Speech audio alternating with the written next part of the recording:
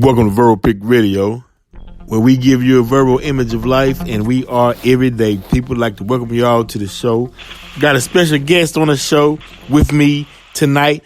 Now, I say special guest because of the information that he brings to the program is dear and special to all of us who listens. But you know him; he's been on here before. He's not new to the game. Brother Low Key, welcome to the show. How you feeling, brother? Man, I'm feeling good. What's going on, Brother Black? It's good, man. It's good. I want to. This topic we discussing tonight is very important. So those of you who are listening, pay close attention, and let me give a brief rundown on how we arrived at this topic. Right. So I'm sitting down at this location, and two young gentlemen were across from me, and they were saying how they were from East India, Punjabi, exactly, and they were referring to each other as niggas.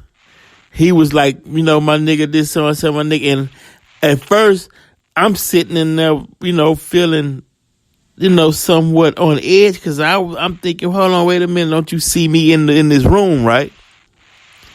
But then I looked over at one of them, and hell, one of them was as dark as I was, right?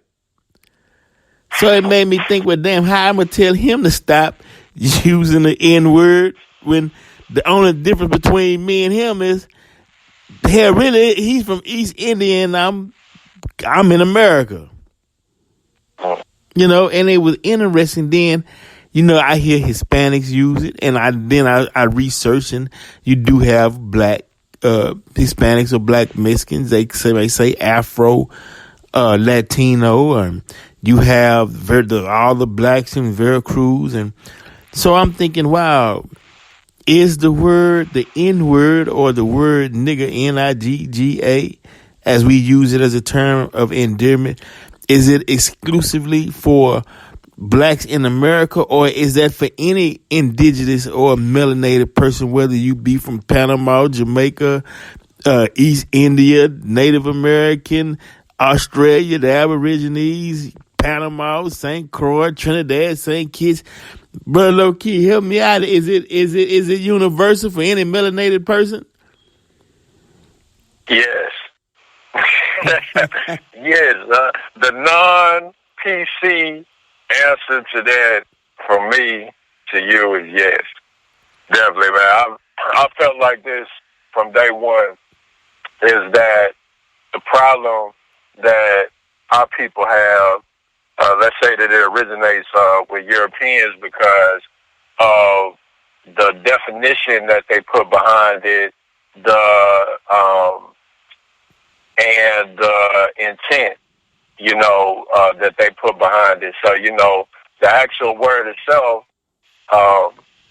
based on the vibration of the actual sound of the term goes, we know that goes back to Naga, Sanskrit, Kundalini energy, which is a concentration of the energy in the body, so on and so forth.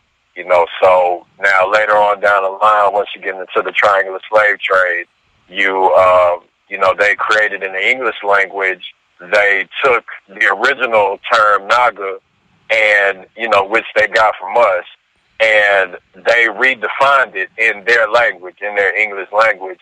And the term nigger, Nigger, the legal definition of it is actually black.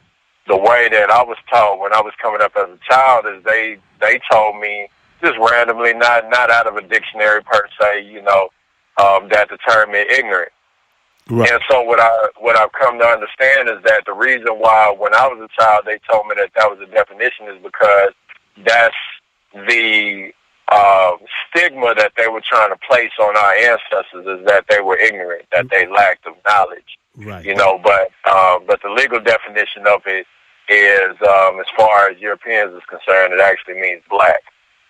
So when I talked to you about it, I was like, well, if people have a problem with the term nigger being utilized, and Negro, well, both terms mean black. Now, as it relates to Kundalini energy, as far as the black color frequency, is that there's, I can't, at this time, I don't know if I could really go in depth in the relationship between Kundalini energy and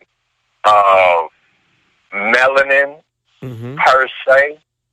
I could, but I want to make sure that I'm 100% on point when I relate the two together. Kundalini is actually something that I did quite a bit of studying on it, but it was such a vast study that I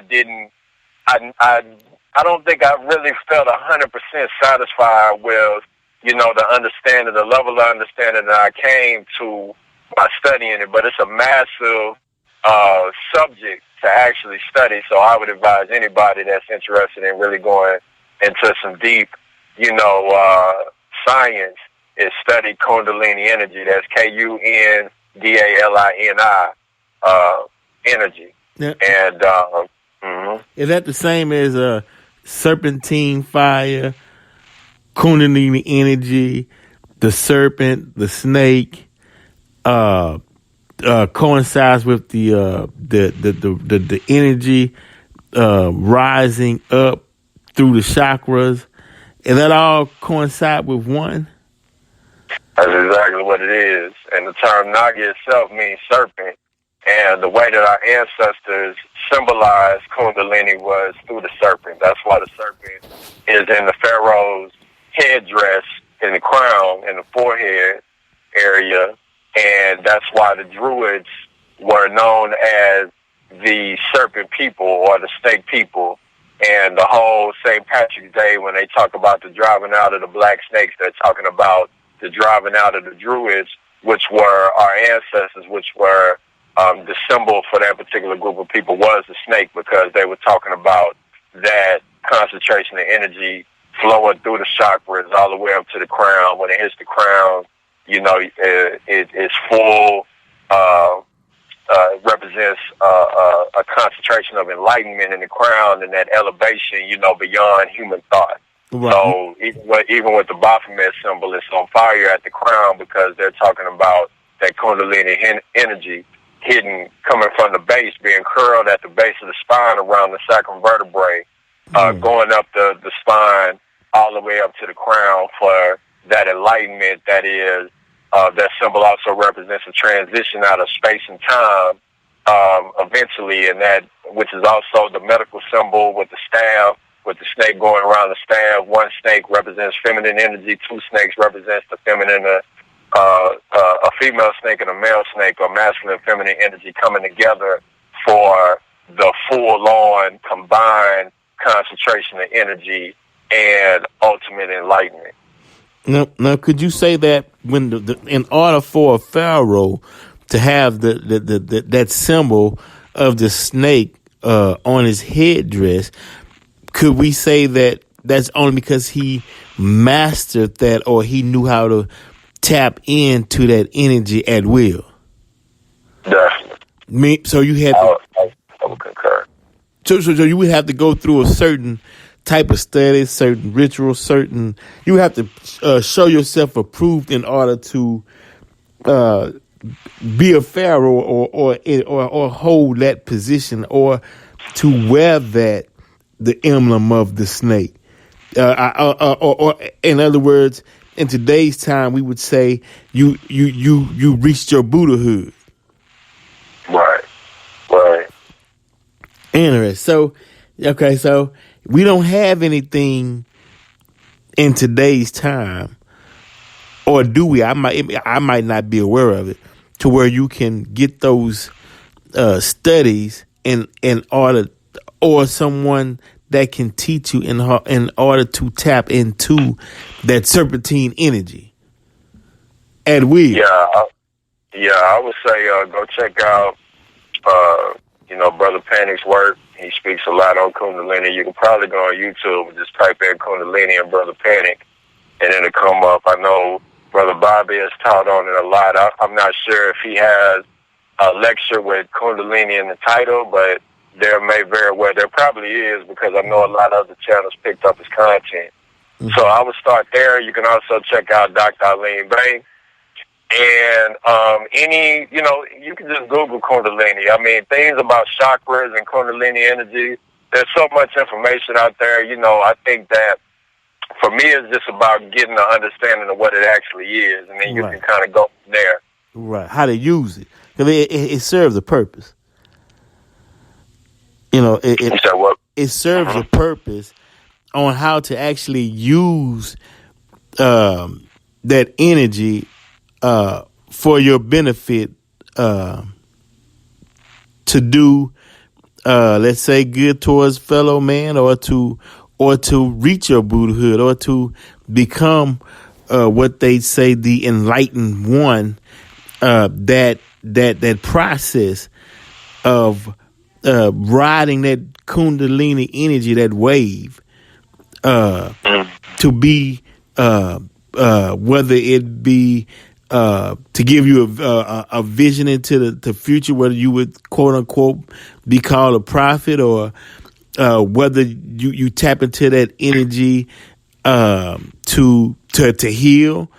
Some people say they had healing hands. They were able to cure someone who, if you had that energy, maybe you can see through the matter, and you can tap into someone's inner being, self, soul. The original doctor, who was that?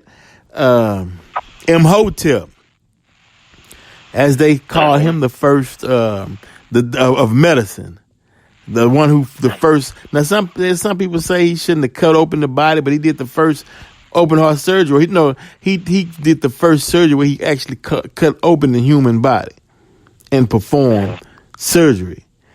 And would he have been able to do that if he wasn't enlightened in that science of Kundalini, serpentine energy, and whatnot?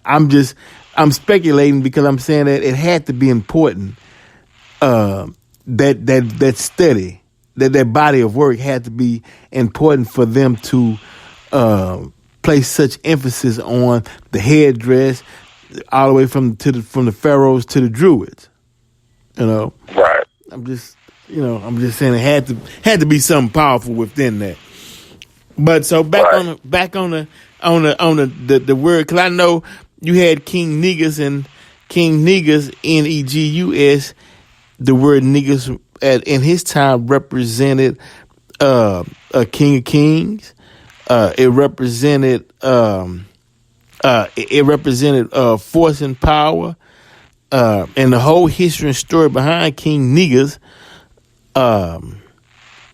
is Ethiopian king who was revered, and he also helped the followers of Prophet Muhammad, peace be upon him, when Prophet Muhammad was first starting off teaching of Islam, and he sent his followers to King Negus. So that N-E-G, that Negus, that Nagas, that's an ancient word.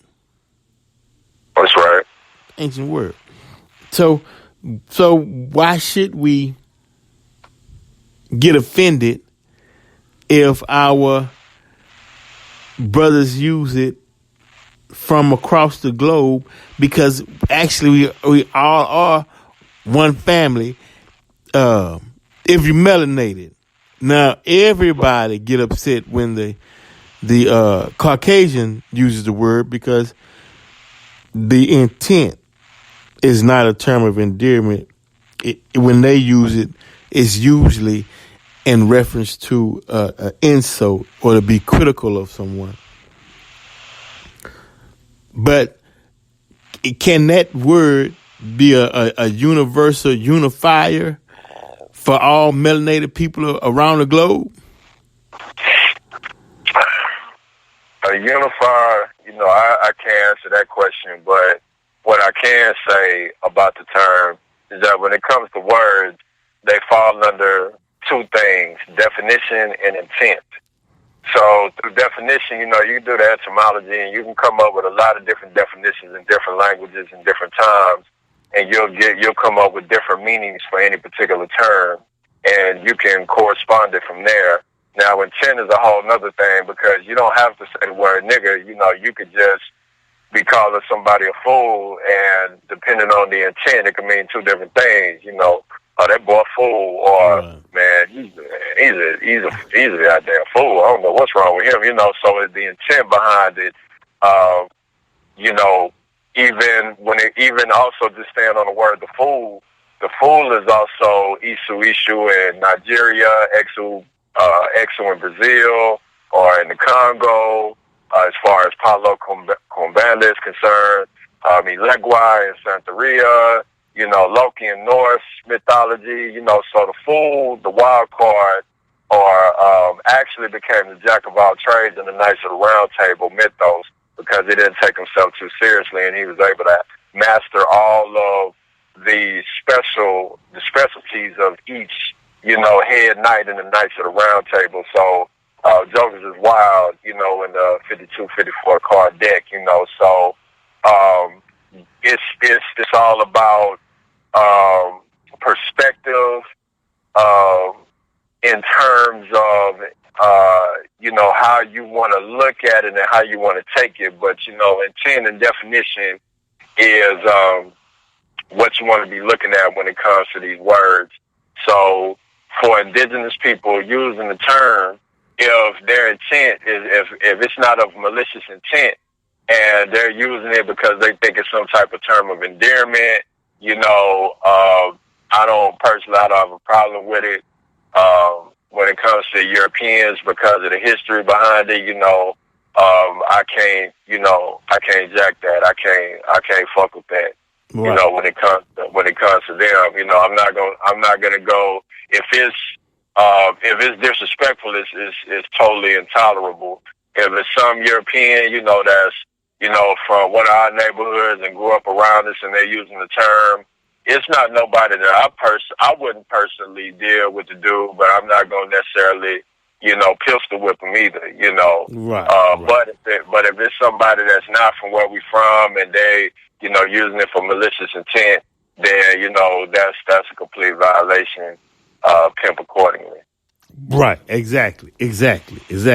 Well said, right? Well said. Yeah. Well. Hopefully, and I'm just. Hold on, we running. All right, here we go. Now. But hopefully, those that's listening can get an understanding, because it's a new generation that's coming up, and some of the older generations only seen the term nigga with dealing with just black Americans, but that was before an influx of the Hispanic population, the Palestinians, the East Indians, a lot of Caribbean people, especially in Houston. It's down here now. We all in this thing together, and I'm seeing a lot of young people like openly, let's say back in the early 90s, 80s, that word wouldn't have been openly used at a place where there's a lot of different races. You got black people here, you got East Indian, you got white folks here, and you see somebody other than what they deemed as other than black using the term, and people would expect you to go off the handle saying, "Hey man, what you doing using that word?" Ready to get in fighting mode. But like I stated, hell, I looked over at the East Indians and they was just as dark as me, and I was like, "What?" You know what I mean? I guess. Right. Yeah, I guess I'm saying that. Hell, we all in this together. Right. We're breaking down the differences between geographical locations and accents. I can no longer say, well, hell, but see, that's what's important when you throw the term Moor in there, because more gives it a more international appeal. Because then I can say, well, okay, well, if he say more, then I can understand the Moors was all over the planet. And so now it takes it from just a American thing to a global thing. Right. And I guess that's where we headed. I'm assuming in the near future, because they were just so comfortable, and you can tell that they've been using the term for a while. Mm-hmm. They see themselves as being black, and the reason being is because, I don't know if you know, but in India, they have that caste system that they got from the British, and they tried, and they have a group, the darker skins, that they call the untouchables, where they give them the deplorable jobs, and they treat them pretty bad. But then when you see the darker skin East Indians come to America, they associate with the black population, and it's like, everything is all good. Right, the Dravidians. Right. The Dravidians, right. Mm-hmm. And okay, so now that's a form. That's a form of let's say a unification in a sense, because think about it though. You got people that's coming from their home country that's coming to the Americas, and they're seeing black people. Say you just arrived in Americas, your first time here, day one, and you seeing black people, and you look at us, and I know they're like, well, damn, you look like someone back at home.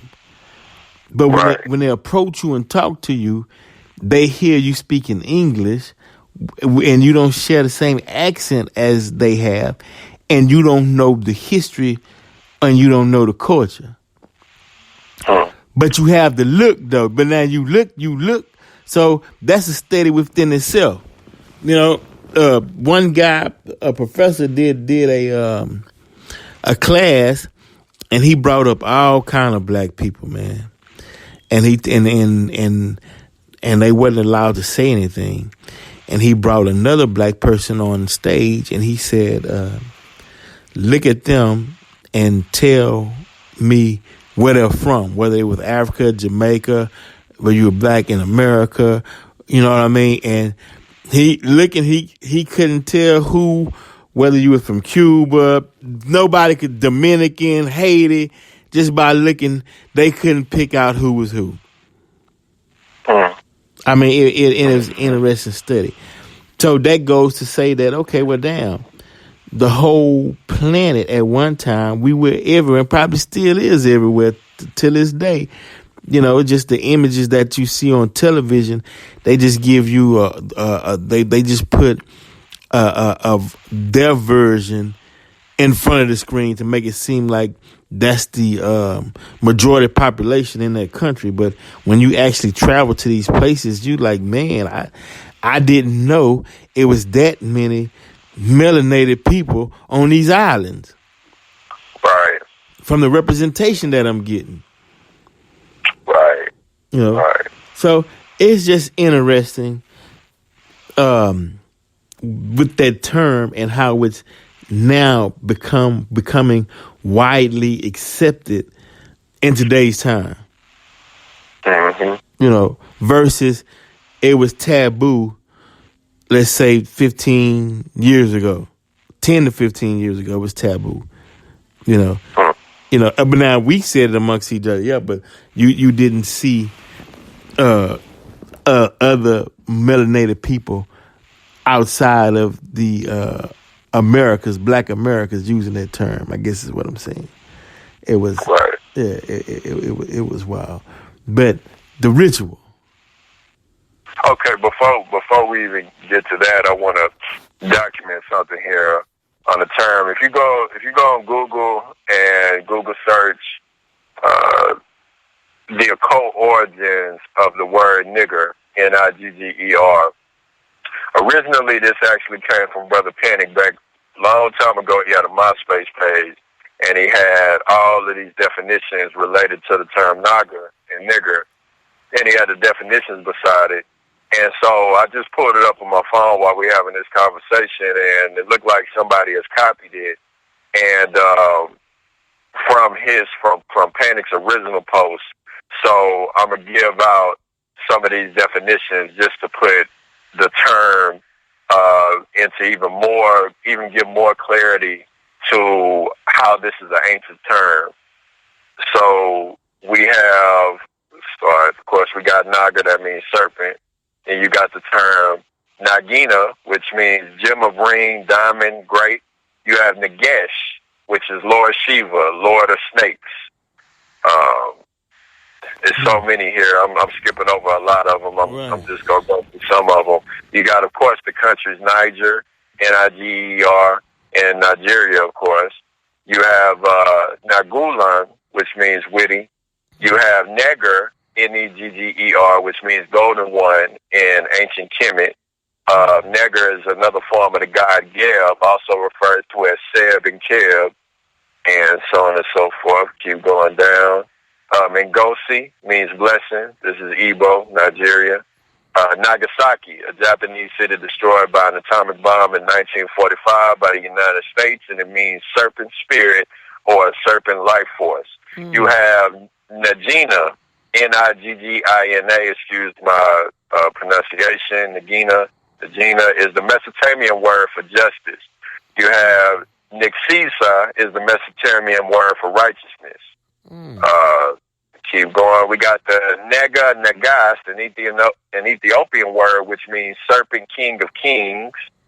Of course, we know about the Kibata Nagast, also called the Book of the Glory of the King of Ethiopia. We know Rastafarian. Some people refer to it as the Rastafarian Bible. I actually got one of those joints. You got Nag Hammadi, which you hear brother Bobby Hemmett always talk about the Nag Hammadi Library, and it means it's an ancient Aramaic and Hebrew scripture, which means the serpent black god, origin of the Gospels, and you can study them today if you research anything on Gnosticism.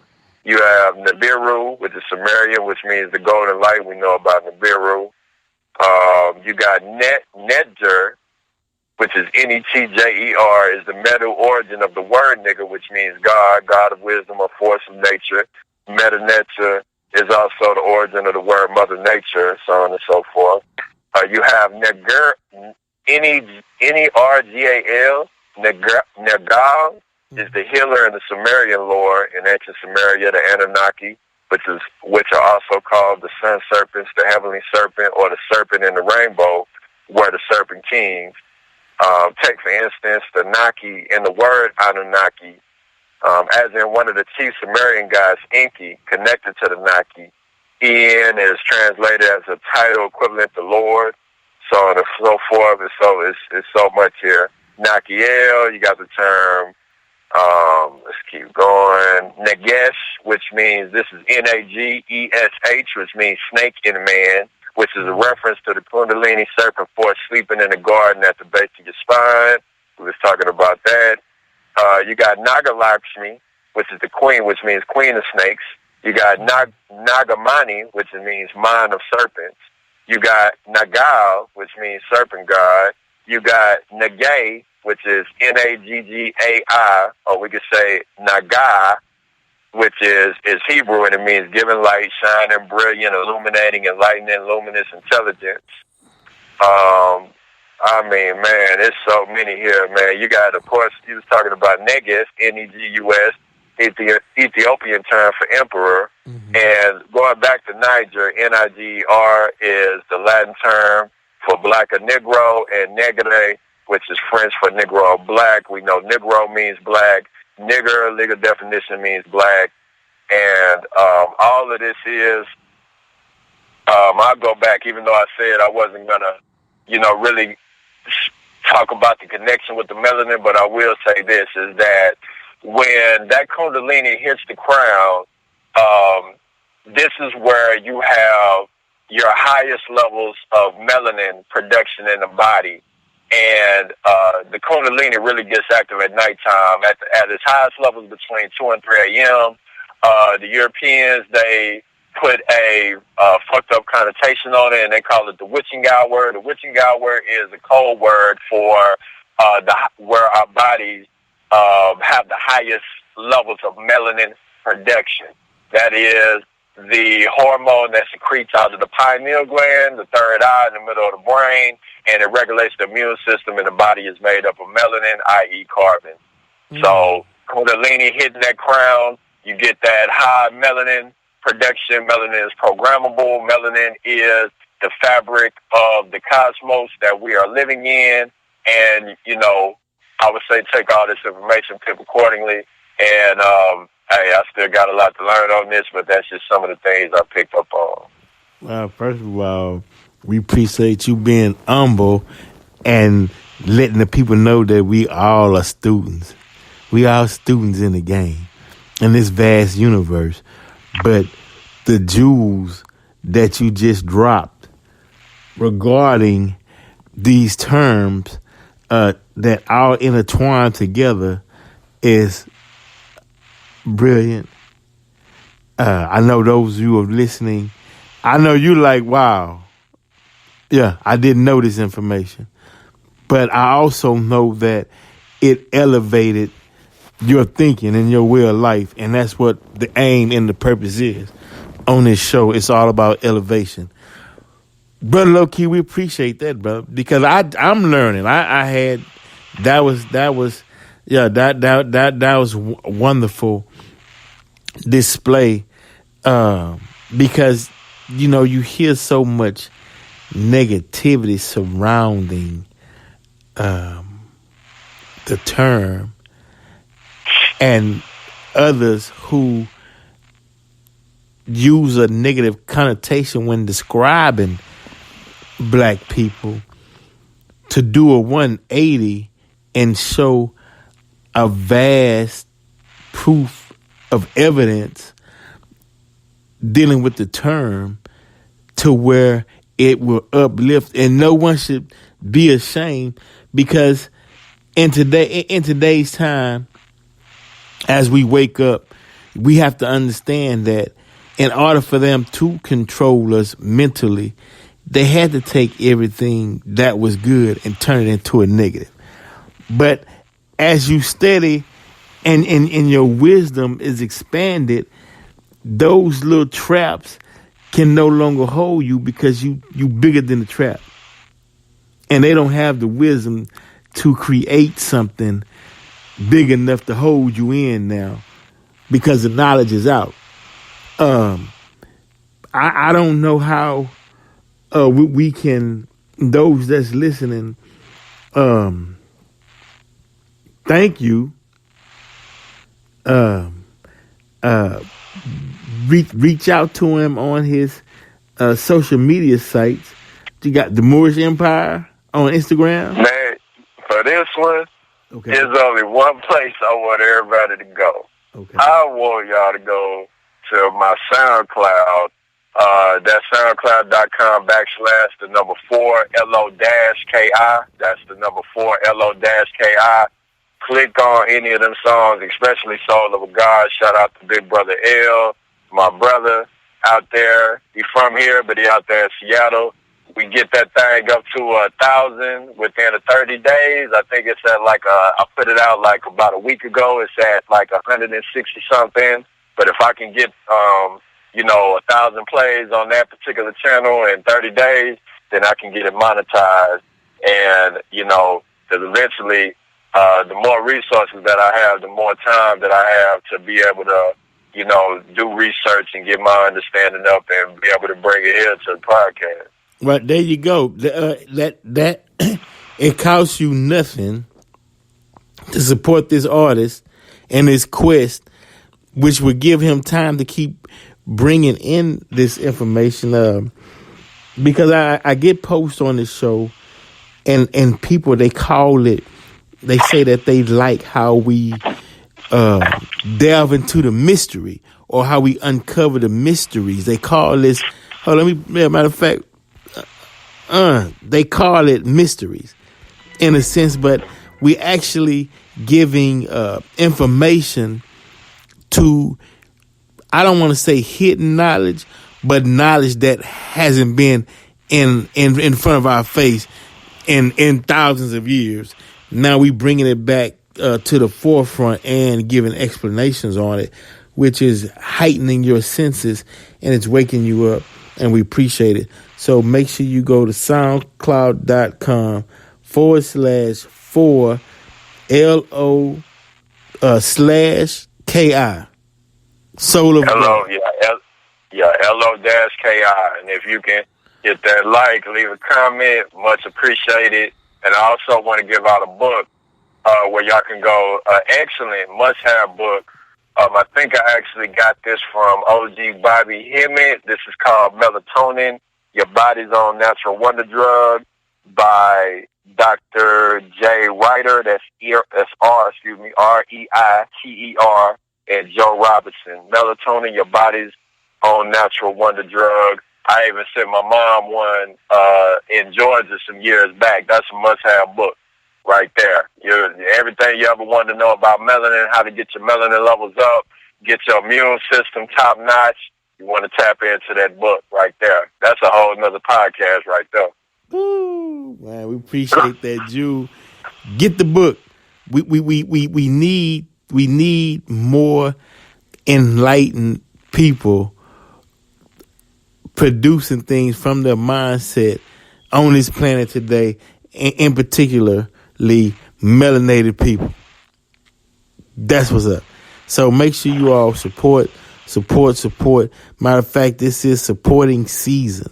We want to support.